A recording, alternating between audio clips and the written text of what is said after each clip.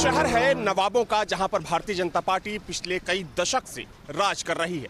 ये वो सीट है जहां पर भारतीय जनता पार्टी सबसे मजबूत मानी जाती है, अभेद मानी जाती है। देखा जाए तो इसी सीट से पूर्व प्रधानमंत्री अटल बिहारी वाजपेयी कई बार सांसद रहे और मौजूदा समय में देश के रक्षा मंत्री राजनाथ सिंह सांसद हैं। ऐसा कहा जाता है कि लखनऊ के कोने कोने में बीजेपी का जो काडर है वो मजबूत है।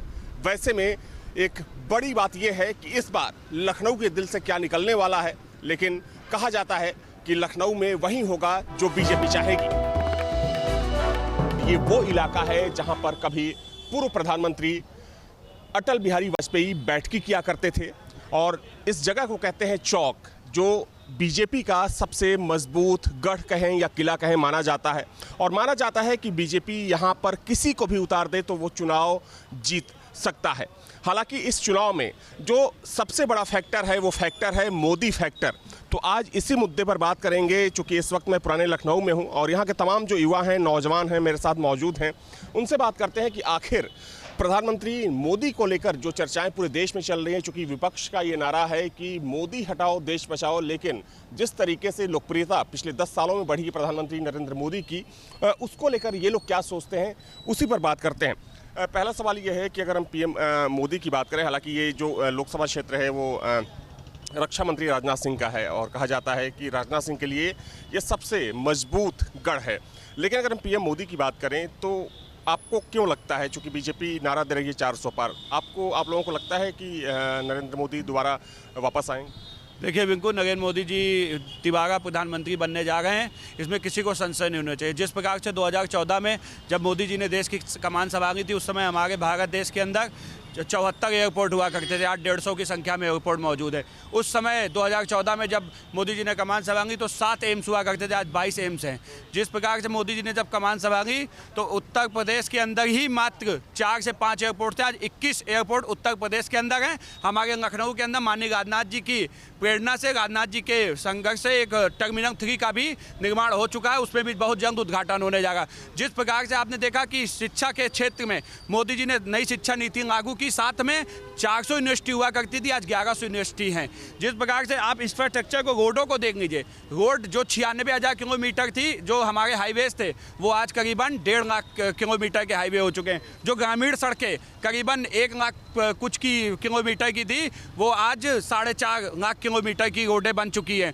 आज आप रेलवे में जाइए, वंदे मातरम ट्रेन उस समय 0 पे थी, आज 41 वंदे मातरम इस देश के अंदर हैं। जिस प्रकार से 5 मेट्रो हुआ करते थे 2014 में जिलों में, आज 20 जिलों में आज कहीं ना कहीं पूरे देश के अंदर मेट्रो है। तो जिस प्रकार से आप देखिए, शिक्षा नीति की बात करने वाले लोग, आज जिस प्रकार से मोदी जी ने देश के नेतृत्व को इतना मजबूत किया है, आज विश्व पटल पर मोदी जी ने एक भारत का मान बढ़ाने का काम किया। जिस प्रकार से हमारे माननीय राजनाथ जी जो यहाँ से सांसद हैं, आप जिस जगह खड़े हैं, आप यहाँ से जाइए, यहाँ से पहले नक्खास के अंदर कोई जाना पसंद नहीं करता था। जिस प्रकार से उन्होंने नक्खास के ऊपर से एक फ्लाईओवर दे दिया और वो जाकर सीधे आलमबाग से कनेक्ट हो जाता है। लगातार जो जाम की समस्या वो लखनऊ में बनी गई थी, तो उसको ख़त्म करने का काम किया, चाहे टेढ़ी पुंगिया हो, चाहे तो। और सबसे बड़ी चीज़ थी, जो हमारे दुश्मन हमको आंख दिखाते थे, उनको माननीय राजनाथ जी, हमारे रक्षा मंत्री भी हैं, उन्होंने कहा था जिस भाषा में समझोगे उस भाषा में समझाएंगे।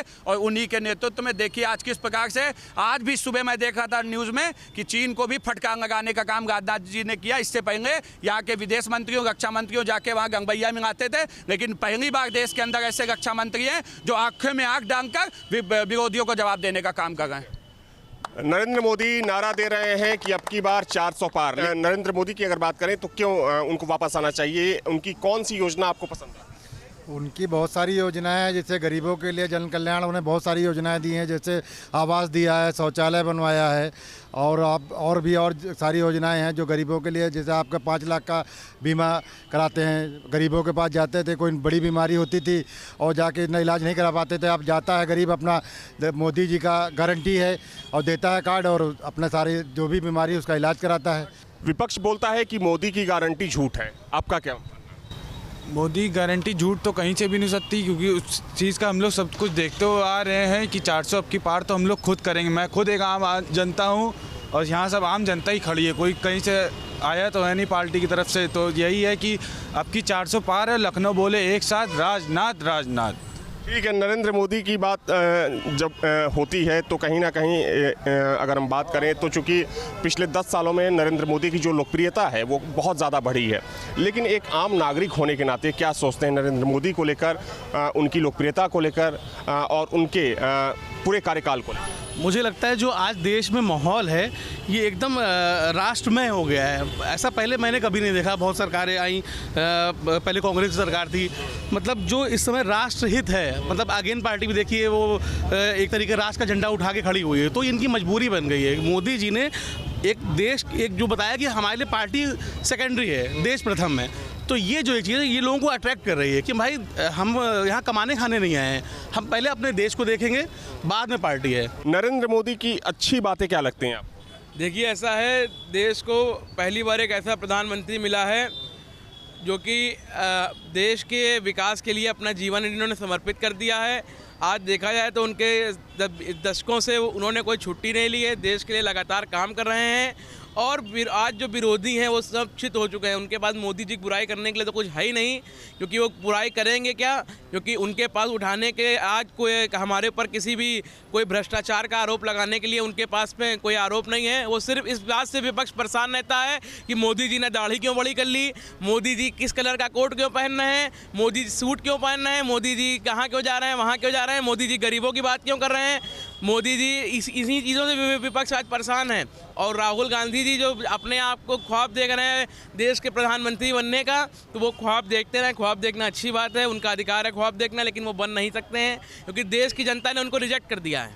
जिस जगह पर हम लोग मौजूद हैं चौक है, कभी यहाँ पर पूर्व प्रधानमंत्री अटल बिहारी वाजपेयी भी बैठा करते थे। इस समय लखनऊ के दिल में क्या है? लखनऊ के दिल में राजनाथ सिंह जी हैं, और राजनाथ सिंह जी जो हैं वो राजनाथ सिंह जी ही नहीं, योगी जी ले लीजिए, मोदी जी ले लीजिए, सब लोगों ने काम मतलब गांव देहात में ऐसा किया है कि जैसे कोई सोच नहीं सकता है। आगे 24 में भी, सन 2024 में भी जो है 400 पार बीजेपी सर। इस बार लखनऊ से क्या निकलने वाला है? लखनऊ से राजनाथ सिंह जी इस 400 पार से भारी से भारी मतों से विजय होंगे। कुछ और भी लोग हैं।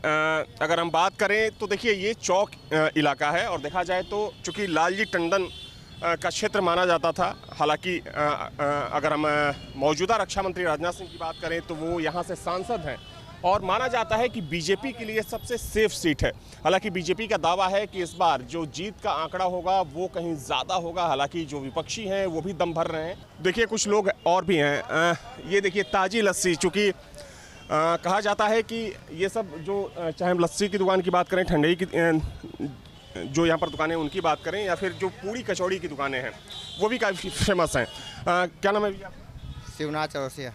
शिवनाथ जी, जहाँ पर हम लोग खड़े हैं, कभी यहाँ पर कहा जाता है कि पूर्व प्रधानमंत्री अटल बिहारी वाजपेयी बैठा करते थे, तो अभी क्या चल रहा है, क्या माहौल क्या है नरेंद्र मोदी को लेकर? बहुत अच्छा माहौल है यहाँ का।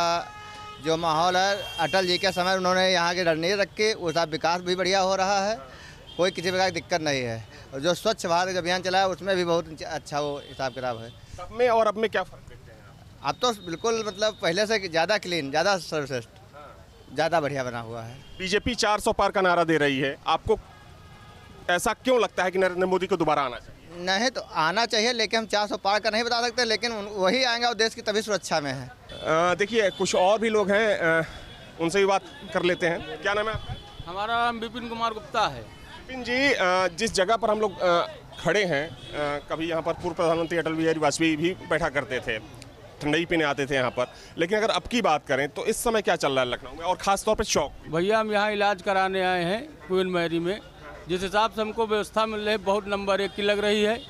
नेता अगर होना चाहिए तो इसी तरह का होना चाहिए, योगी आदित्यनाथ जैसा, और पीएम हमारे जो हैं, और अस्पताल की व्यवस्था है इतनी चमाचम है। लेकिन विपक्ष ये बोलता है कि जो मोदी की गारंटी है वो झूठ है। नहीं, ऐसा कुछ नहीं भैया, हम तो बहुत संतुष्ट हैं इस सरकार से। यहीं चौक के रहने वाले? नहीं, रहने वाले तो हम बाहर के यहाँ काम करते हैं। काम करते हैं। अगर लखनऊ की बात करें तो आपको क्या लगता है कि पिछले 10 सालों में लखनऊ में कितना काम हुआ, कितना यहाँ पर बदलाव आपको लगे? पहले तो मैं 25 साल लखनऊ में रहा, फिर बीच में हम 15 साल नहीं रहे, बहराइच में रहते थे। अभी करीब 2 महीने से यहाँ आए हुए हैं, लेकिन बदलाव बहुत ज़्यादा हमका दिख रहा है, बहुत अच्छा दिख रहा है बदलाव। इतने दिन के बाद आए हैं, मतलब हर व्यवस्था जो है पहले से बहुत बेहतर है। नरेंद्र मोदी को लेकर बीजेपी का दावा है कि अगली बार वहीं प्रधानमंत्री बनेंगे, लेकिन एक आम नागरिक होने के नाते आप क्या सोचते हैं कि अगर वो प्रधानमंत्री बनते हैं तो क्यों बनेंगे? क्योंकि उन्होंने जो है इन 5 साल और इनको 10 साल लगभग हो रहा है, 5 साल में हर जगह देहात और शहर हर जगह बहुत मतलब अच्छा काम किया है। मतलब हर चीज़ को लेकर के, जैसे ये किसान सम्मान, इससे किसान भी बहुत खुश हैं, उनको कुछ सुविधाएं मिल रही हैं, और इसलिए हमको तो लग रहा है 100% कि इनकी सरकार ही बननी चाहिए।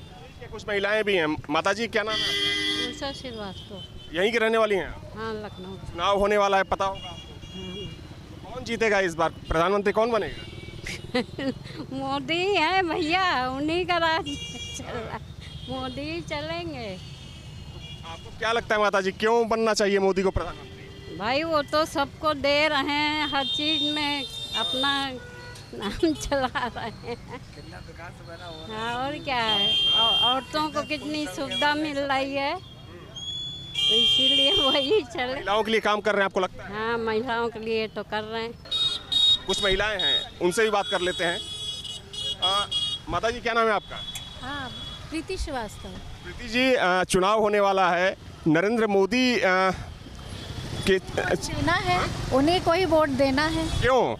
इसलिए क्योंकि इतनी सुविधाएं दे रहे हैं सभी क्षेत्र में, सभी क्षेत्र आगे से आगे बढ़ रहे हैं, महिलाएं हों चाहे लड़कियां हों चाहे बच्चे हों, सभी लोग आगे चल रहे हैं। ये चौक चौराहा है, चूँकि यहाँ की होली भी काफ़ी खास मानी जाती है, यहाँ की दिवाली भी काफ़ी खास मानी जाती है, और चिकन की जो कारीगरी होती है, जो चिकन के कपड़े होते हैं, उसके लिए भी चौक को बेजोड़ माना जाता है पूरी दुनिया में, क्योंकि दुनिया भर से लोग आते हैं यहाँ पर चिकन के कपड़ों को खरीदने के लिए। लेकिन अगर हम चुनावी माहौल की बात करें तो इसमें कोई शक नहीं कि लखनऊ बीजेपी का वो गढ़ है, वो किला है जो सबसे मजबूत माना जाता है, और कहा जाता है कि बीजेपी को यहाँ पर हराना मुश्किल ही नहीं, नामुमकिन भी है।